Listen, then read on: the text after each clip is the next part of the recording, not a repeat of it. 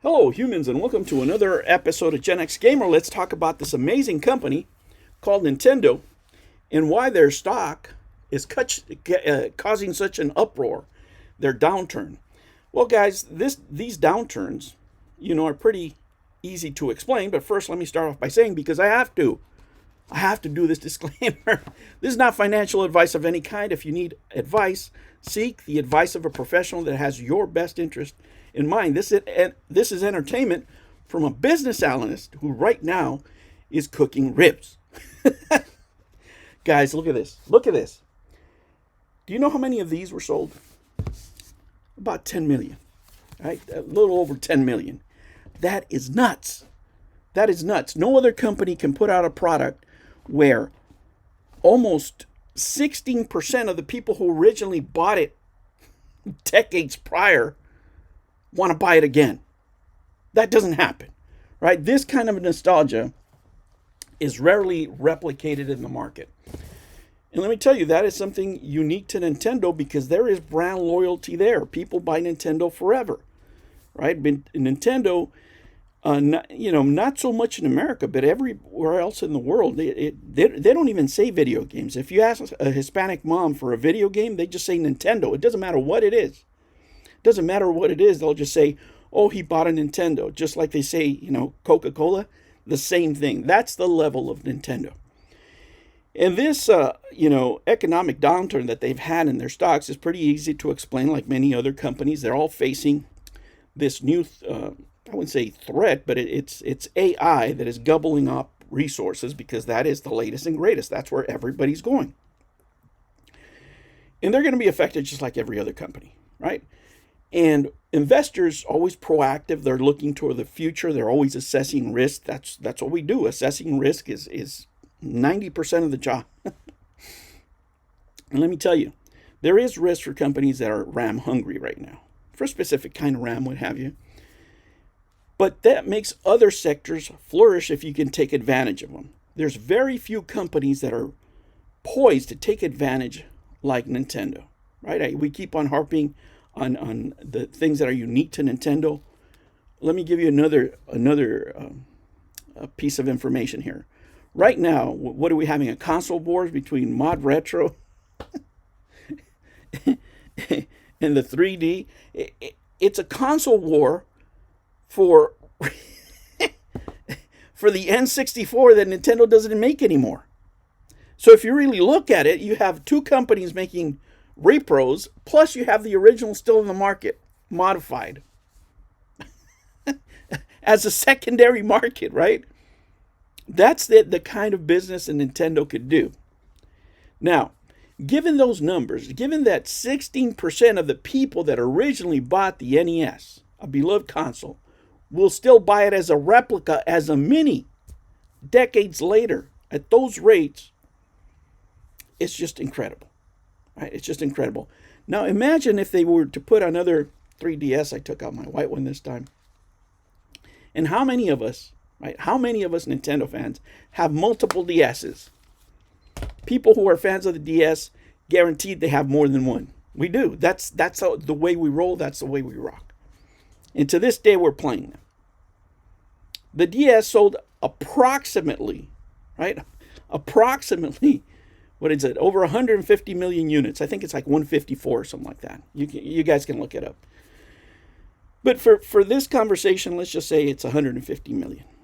And let's just say that 16% don't buy it. Let's just say it's just 10%. 10%? 15 million units? You know how much Xbox would kill for that? Atari, anybody that's, second and third tier, they would love those numbers. They would love those kind of numbers.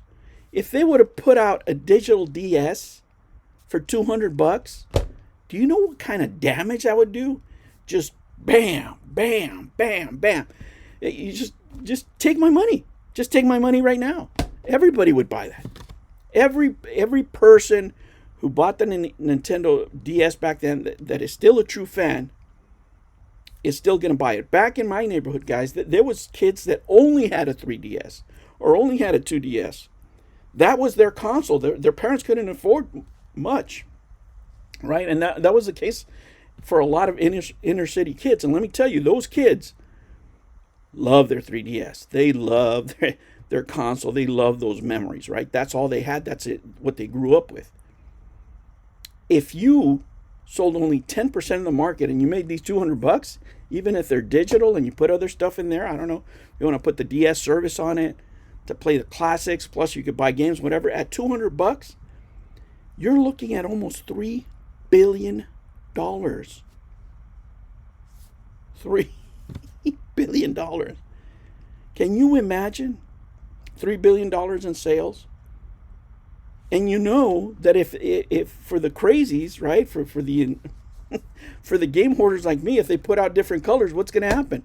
You buy more than one. That's what you do. The special editions, everything else, guys. I mean, it would just go bonkers. And it would completely bypass this whole market of RAM crisis that we're having because, nothing else to the 3DS, to 2DS models, none of that matters. You could do it with components that are in the market now. You don't need the high-end AI chips that are on demand. You could do it with lower grade hardware and still have a superior product. You already have the shelves, right? And in this case, you don't even have to minimize it. You could literally use the same shell, right? And just tweak it, whatever. There is so much you can do, and we're not even talking about them entering the cell market. Can you imagine a cooperation between Nintendo and Apple? It's done. That would be the number one selling phone in the planet. A 3DS. Nobody uses their phones to call anymore. It's basically an emergency. But this could be the size of a hello, and with a screen on it, it's done. It's all over. There's so many ways that they could weather this storm. It surprises me. It really does. As a business analyst, that these people are not exploring anything else. They're just concentrating, right? This new regime that they have is all about digital, products, microtransactions, chasing that $100 game when there's other things they can do to expand their market. And I think they're really being short-sighted. And they're alienating a whole section of the market that if they don't address, somebody's going to take over. Because, these people, sometimes it looks like they don't even know what they have. You just look at, you're having a console war. You're having a console war for the Nintendo 64 between mod retro and analog. And you still have N64s out in the market. What other company could do that?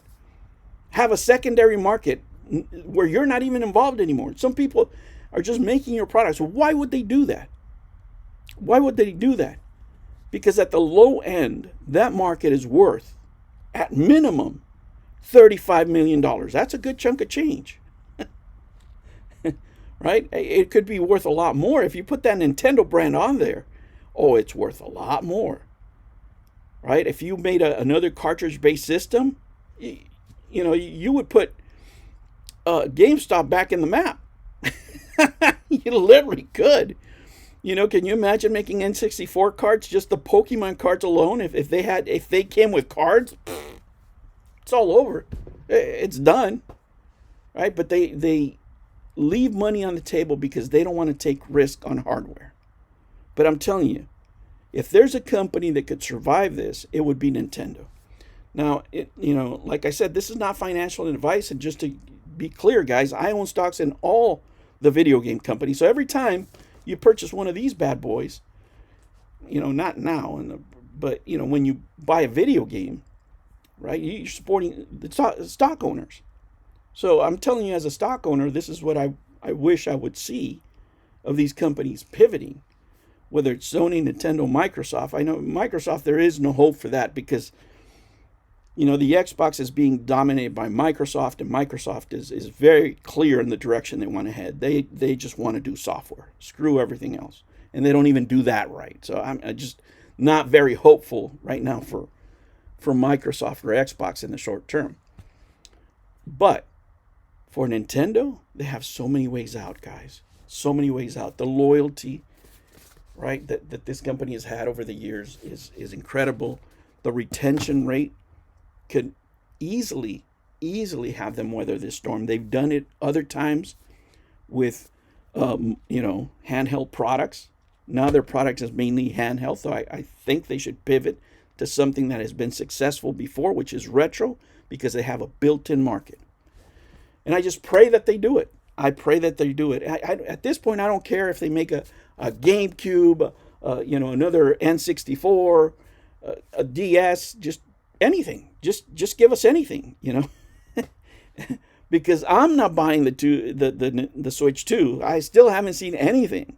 I thought Metroid was going to be the game that brought me on. It was just a microtransaction nightmare where you have to buy toys in order to get the soundtrack. It's just, and the game is kind of, And for 10 years, let me tell you, an 8.5 is not a system seller. I'm sorry. You need to have a 10 there.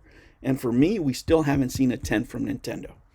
All right, humans, those are just my thoughts. Again, it's not financial advice. Right? It's just my thoughts as a stockholder of Nintendo, as a fan of Nintendo, and seeing, what the stock is doing now. I'm a long-term holder. I'm not going to sell no matter what, so I don't care. The market goes like this, and I just look to long-term horizons. So it makes no difference to me what's happening now. But I wish the company would react a little smarter to these up and downs of the video game market. All right, humans, that was it. If you want to support, make sure that you subscribe. There's an outtake for this video that I started with where I didn't put everything together, so you can see me fumble around, and all the outtakes are there. If you want to buy me a cup of coffee, there you go, coffee. Anyway, guys, thank you so much. Let me know what you think. What do you think they should do? Should they do a Nintendo 64 and compete with analog? Compete with modern retro? That would be something. All right, humans, I'd rather have the DS. I'll catch you on the next one.